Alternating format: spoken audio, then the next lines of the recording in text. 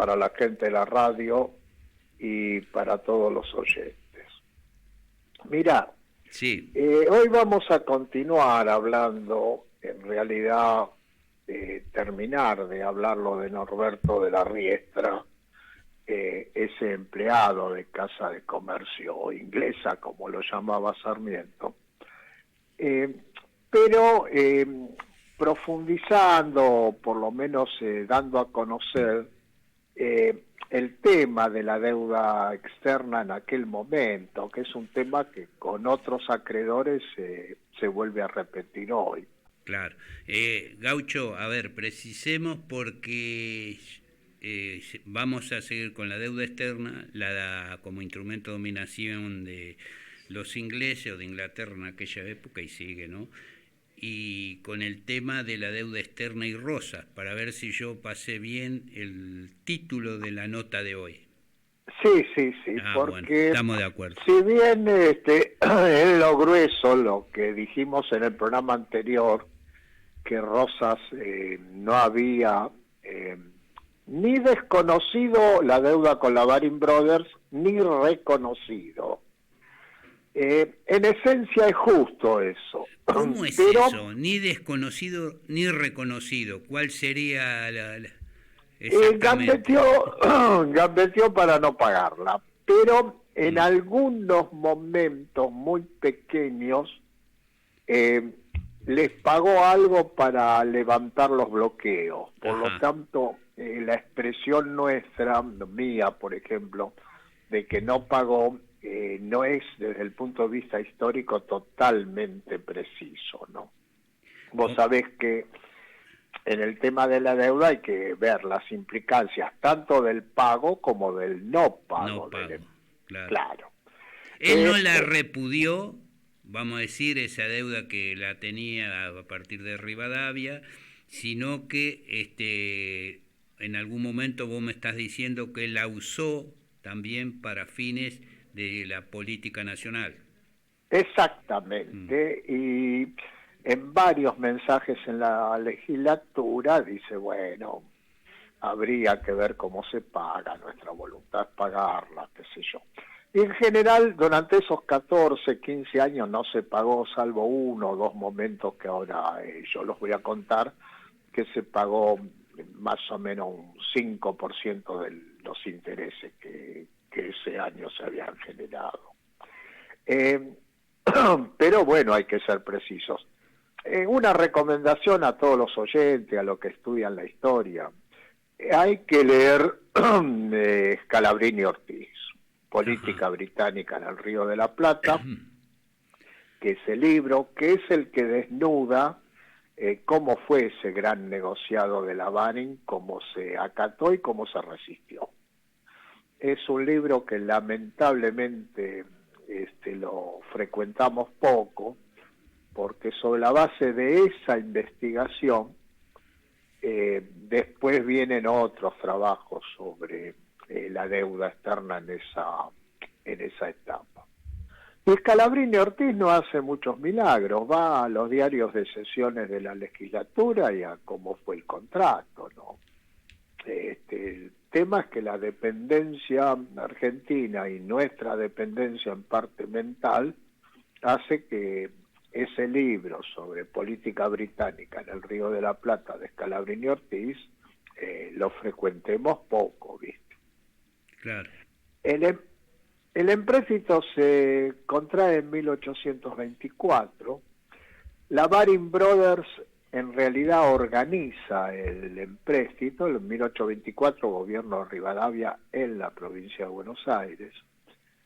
Lo saca a la venta en la bolsa británica al 70%, o sea, de 1 millón de libras en realidad recauda 700.000, porque lo saca a la venta a un 70% Un del valor 30% nominal. ya quedó afuera, De no iba esos a llegar 700.000, nunca. la Baring Brothers se cobran los intereses por adelantado, se cobra los gastos y los servicios de envío, etcétera, etcétera. O sea, tendrían que haber llegado al país 500.000 medio millón de libras esterlinas. La mitad, el 50% que no iba a venir Pero nunca. encima demuestra Scalabrini y Ortiz que no llegaron nunca, porque en realidad lo que giran son letras de pago para que los comerciantes ingleses lo paguen en Buenos Aires.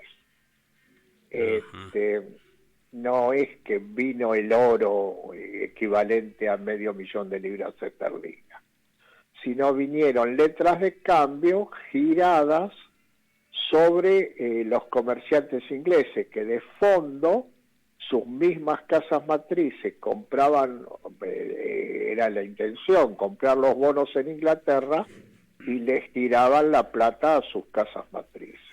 Sin, como dice, viste, cualquier coincidencia con o similitud con la realidad es pura coincidencia. Uno recuerda lo que pasó y que estamos debatiendo todavía con la deuda externa que generó Macri, ¿no? Exactamente, es el mismo esquema, copiado con lo que hicieron con la Baring Brothers, los comerciantes ingleses y Rivadavia. Exacto, giraron la plata al exterior para ellos mismos, pero el país quedó endeudado. Exactamente. Bueno, tenemos durante el gobierno de Dorrego designa ministro en Inglaterra Manuel Moreno, el hermano de Mariano Moreno, y se resiste el pago de eso, es uno de los motivos por los cuales lo fusilan a Dorrego. Y en 1835, ya en el gobierno de Rosas, en el mensaje a la legislatura, Rosas dice, bueno, ese es un problema, habría que ver cómo se paga, pero el tema de la guerra civil interna nos impide ocuparnos. O sea, no es que paga, tampoco que repudia la deuda, dice que la voluntad sería pagar, pero que hay una deuda interna. Eso se repite en el mensaje que Rosas hace a la legislatura en 1837, o sea, 2 años después. Y en 1838, Rosas designa nuevamente a Manuel Moreno delegado para discutir ese tema, lo traslada a Londres, con una instrucción de arribar a un acuerdo. En 1840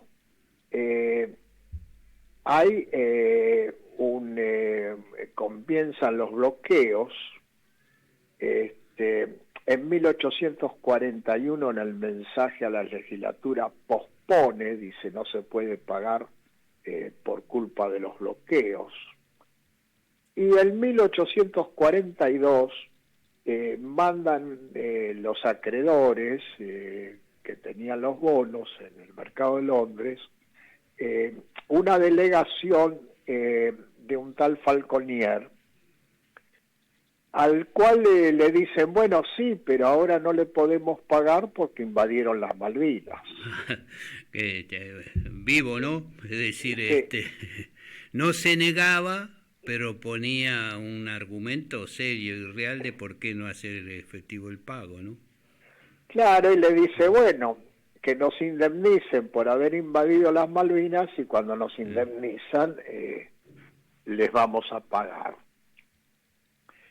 Al año siguiente, el 27 de diciembre, en el mensaje a la legislatura de 1843, vuelve a decir, ahí viene el bloqueo anglo-francés, y en 1844 arregla de pagar algo, Scalabrini Ortiz dice más o menos el 5% de los intereses de un año, que se conoce en historia como el arreglo Falconet. Ahí va, porque ya estaba en puerta la intervención acá en el Río de la Plata y en la Argentina, anglo-francesa, ¿no? Claro, con eso dicen que logró el levantamiento del bloqueo y en la asamblea de bonistas que hubo en Londres, cuando le dijeron que cobró algo Falconet, que imagínate, hacía 15 años que no cobraban nada, De fiesta eh, estaban. fue una ovación a Claro. rosa hacia Falconet. Hay un discurso, ahí lo cita Scalabrini Ortiz, muy, muy interesante, de un diputado de la provincia de Buenos Aires, Lorenzo Torres, donde dice, realmente hoy lo podríamos decir nosotros, que no vamos a pagar sobre la base del hambre y las privatizaciones de la población, Claro. ¿viste? Primero Bueno, la deuda interna y después la deuda externa, sería esa fórmula que se ha usado, es ¿no? exactamente, usa esas palabras. Primero la deuda interna, vos sabés que usa esas palabras. Bueno, después viene el 52, Caseros, y en el gobierno en 1857, de Pastor Obligado y después de Valentín Alsina en la provincia de Buenos Aires, porque la provincia de Buenos Aires no se había sumado a la Confederación, y el ministro de Economía, tanto de Mitre como de Pastor Obligado como de Alsina, es Norberto de la Riestra que vimos el La programa se- anterior. claro, la semana Él pasada. les reconoce la deuda en primer lugar, les legaliza la deuda, parecido a lo que pasó con nuestro Congreso ahora, y les hace un plan de pago. El delegado de la Baring Brothers, en sus memorias, dice que la propuesta de Norberto de la Riestra de pago era superior a la propuesta que ellos tenían en mente de exigir. O sea, la propuesta del deudor fue superior a lo que pretendía cobrar el acreedor. Parece que algunos personajes que tenemos ahora, se repite la historia como Javier Milei, que quiere hacer un ajuste más el de lo que le exige el Fondo Monetario Internacional, palabras de él que le ha dicho. Sí, bueno, por eso lo traje a luz. Con esto creo que completamos eh, el comentario anterior que habíamos centrado, que Norberto de la Riestra era prácticamente un representante de intereses ingleses que gobernaba acá, llegó a ser ministro. Como está en tu libro, ¿cómo era? Empleado de los Casa de Comercio Inglesa. de los ingleses. Claro, Directamente un testaferro, como se dice. sí, sí. Bueno, eran estos comentarios para Claro. precisar, con una recomendación. Hay que leer el libro de Scalabrini Ortiz. Si Bueno, queremos entender cómo se fue generando la dependencia de nuestra sociedad y el carácter oprimido y dependiente que tenemos hoy, vale la pena conocer los trabajos de Scalabrini Ortiz. para resumir, a ver, la política de Juan Manuel de Rosa en su gobierno, durante todo su gobierno, con esta deuda externa que heredó, contraída por Rivadavia en 1824 con la Baring Brothers, usó una estrategia, podemos decir, dilatoria. Fue dilatando con distintas cosas, en distintos momentos, jerarquizando la situación interna, usó el pago en alguna medida para resolver temas como el bloqueo y eso, y pagó, vos decís, el 5% nada más Un en año. efectivo Yo de por lo esa que he deuda. estudiado durante un año, si ponele, no sé la cifra, si ese año había que pagar 10 de intereses, le pagó 5 y hacía 14 años que no pagaban nada, Claro, entonces la asamblea de bonistas lo ovacionó. claro. Y bueno, Pero en lo grueso ni la reconoció ni la desconoció. ahí va, ahí va. Y cuando pagó ese mínimo fue lo usó o apretado por la circunstancia del bloqueo que había sobre la Argentina y la intervención, ¿no?, de anglo-francesa, ¿no? Claro, logró Un eso. alivio, ¿no? Sí, Usando ese después, instrumento que tenía esa deuda y dividiendo de alguna forma a los bonistas, esos círculos financieros ingleses, con el gobierno también, ¿no? Porque ahí metió una contradicción. sí, sí. En ese mismo momento, que en algún otro programa yo lo he comentado, se produce el análisis de San Martín cuando le preguntan si se puede invadir Buenos Aires, que San Martín hace un análisis militar y dice, bueno, pueden invadir y con un costo muy grande pueden tomar Buenos Aires. Lo que no van a poder hacer es mantenerse, porque Rosas les va a sacar la carne y las comidas y van a tener que retirarse. Y eso influye muchísimo en la política interna de Inglaterra, hasta tal punto que desisten de la invasión a Buenos Aires. Claro, así es.